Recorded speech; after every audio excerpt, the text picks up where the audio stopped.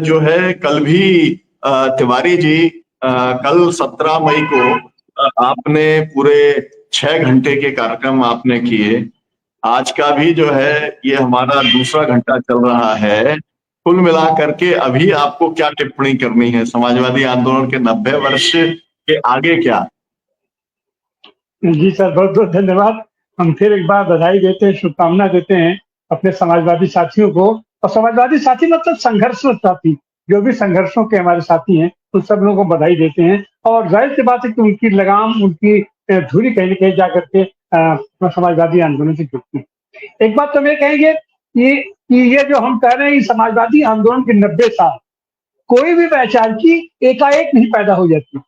कोई भी ये कोई भी संगठन एकाएक नहीं पैदा हो जाता, उसके पीछे से पृष्ठभूमि चली जाती है। तो एक बात है कि ये समाजवादी आंदोलन मतलब सोशलिस्ट कांग्रेस की स्थापना का तो 90 साल हम कर सकते हैं, लेकिन समाजवादी आंदोलन जाहिर सी बात है देश में भी और दुनिया में भी इसकी बड़ी लंबी विरासत है। और अपने देश में भी अभी जैसे अपने अनिल जी ने कहा कि अगर उसको दादा भाई नौरोजी से ही शुरू किया जाए तो अपना उस कड़ी में लाला आते हैं, गांधी आते हैं, सबको आते हैं। तो एक चीज तो यह है कि आज की तारीख में भी, या जब हमने उसको एक सांगठनिक शक्ल दे दिया, और हम तो बार बार कहते हैं कि कम्युनिस्ट भी समाजवादी आंदोलन से अलग नहीं है, वह भी एक समाजवाद की धारा है, वो वैज्ञानिक समाजवाद की धारा है, और खुले हम कहा जाता है वैज्ञानिक समाजवाद धारा।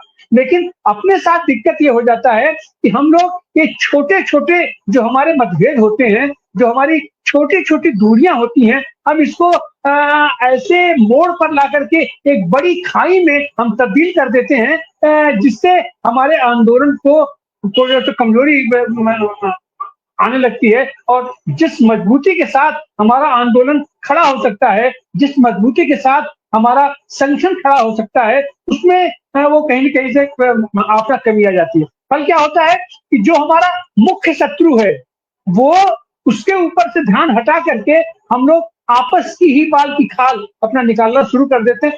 हमको लगता है कि ये अपने 90 साल का यह जो अपना अभियान पूरा चला है, और उसमें हम जो बार-बार टूटे हैं, जुड़े हैं, टूटे हैं, जुड़े हैं, आपस में संघर्ष भी करते रहे। और तो हम लोग तो गांव के लोग हैं, हम लोग कुश्ती अखाड़े वाले लोग हैं, हम लोग अपना अखाड़े में वर्जिश भी करते रहते हैं, लेकिन वो वर्जिश हमारे शारीरिक स्वास्थ्य के लिए होता है, हमारे मजबूती के लिए होता है। और अगर हमारे अंदर का हमारा जो द्वंद है, अगर वह द्वंद हमारे मजबूती में काम आता है, तब तो बेहतर है। लेकिन हम अक्सर देखते हैं कि हमारा द्वंद वो कहीं न कहीं थोड़ा मामला गड़बड़ हो जाता है।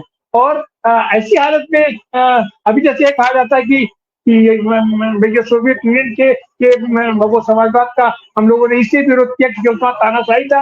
अरे वो जो उसका ऐतिहासिक संदर्भ था, वहां का जो संदर्भ था, वो बिल्कुल दूसरा संदर्भ था। और जाहिर सी बात है कि अगर ये समाजवादी आज की तारीख में हम लोग जो समता, न्याय और बंधुत्व को आधारित करके समाजवाद का हम लोग उसको पुख्ता करने की हम लोग कोशिश कर रहे हैं, इसको अगर इस पर मजबूती के साथ अपने संगठन को, अपने विचारों को अगर हम पकड़ के नहीं चलेंगे, तो यह जो कारपोरेट कल्चर है, ये जो पूंजीवादी लोग हैं, वो हमको जीने देंगे। तो जाहिर सी बात है कि इस लोकतांत्रिक पद्धति को, समाजवादी दर्शन को बचाए रखने के लिए, अपने संगठन को बचाए रखने के लिए एक मजबूती की भी जरूरत होती है। और वहां पर अगर उसको सर्वहारा का तानाशाही कहा जाए तो उसमें कहीं कोई दिक्कत नहीं है। और उसके खिलाफ यह जो मुहिम चलती है, यह जो कारपोरेट कल्चर के लोग हैं या जो इसके विरोधी लोग हैं, ये उनकी साजिश होती है। अब जैसे आज की तारीख में भी देश में ही अपना जो होता है, हम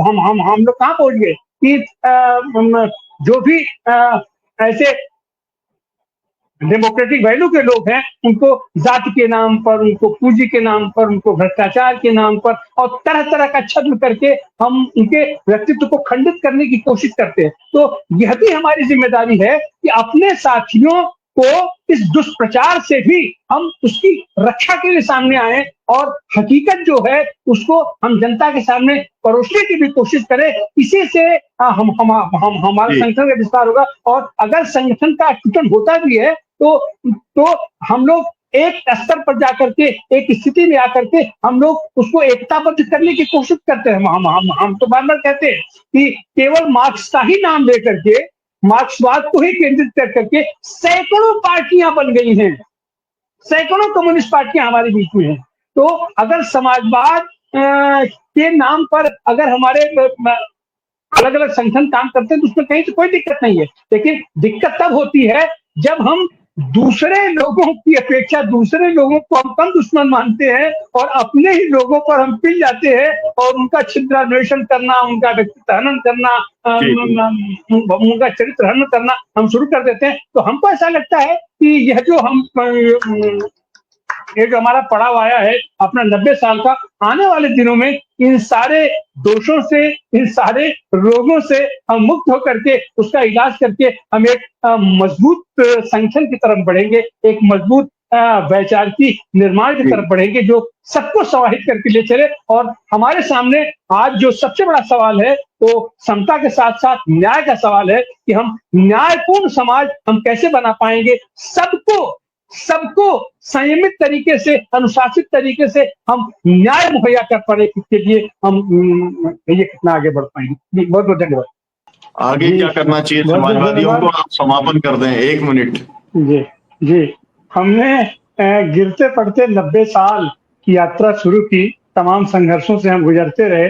एक चीज हम देखना पड़ेगा, हमारा संख्या विस्तार तो होना चाहिए, वैचारिकी का भी विस्तार होना चाहिए, लेकिन हमें सतर्क दृष्टि भी रखनी पड़ेगी। जिस तरीके से कहीं न कहीं जयप्रकाश नारायण जी से थोड़ी सी चूक हो गई थी, ऐसा ना हो कि अब एटीएम यूनिवर्सिटी है, बहुत बढ़िया काम कर रही है, लेकिन बीच बीच में हमको सतर्क दृष्टि कि जो लोग हमारे पास आ रहे हैं खाली समाजवादी नाम उनके साथ जुड़ करके, गांधीवादी समाजवाद लेकर के भी अपना बीच में कुछ लोग आए थे, तो इसलिए इन छद्म कालनेमी से भी हमको सतर्क रहने की आवश्यकता है। और जितने भी समाजवादी समूह हैं, समाजवादी ग्रुप हैं, इन सारे लोगों को बिना